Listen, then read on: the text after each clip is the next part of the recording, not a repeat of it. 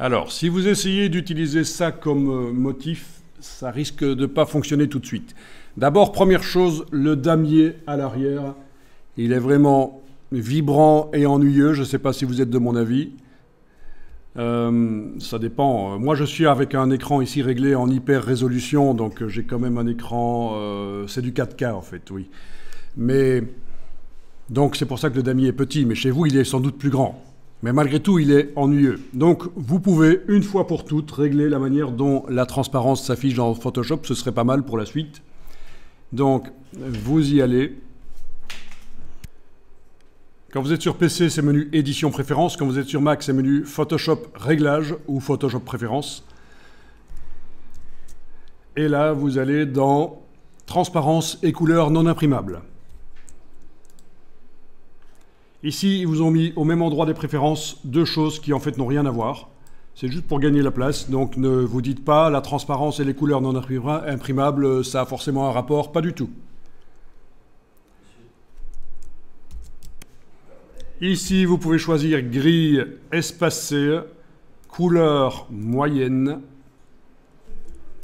Voilà, vous voyez directement derrière ce que ça donne quand vous avez la transparence qui s'affiche dans une image.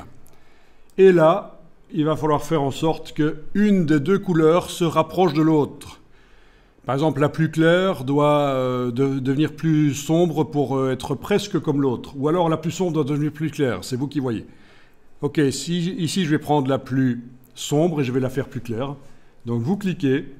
Est-ce que vous avez tous bien ce sélecteur de couleurs qui apparaît? Oui, parce que ça dépend aussi comment Photoshop est réglé. Parfois on a des sélecteurs de couleurs différents. Et donc, il suffit de prendre la pastille, on la garde bien à gauche parce qu'on ne veut pas un gris coloré, et on va monter.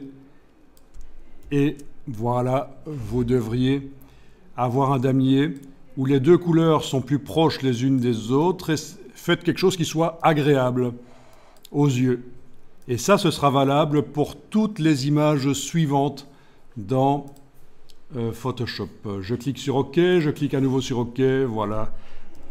Donc mon damier est toujours petit à cause de mon écran, mais chez vous il devrait être plus grand en fait. Quoi qu'il en soit, je me suis arrangé pour que ça vibre un peu moins par les réglages transparence. Donc tant que vous ne remettez pas à zéro Photoshop, ça va rester comme ça pour toutes les autres images suivantes.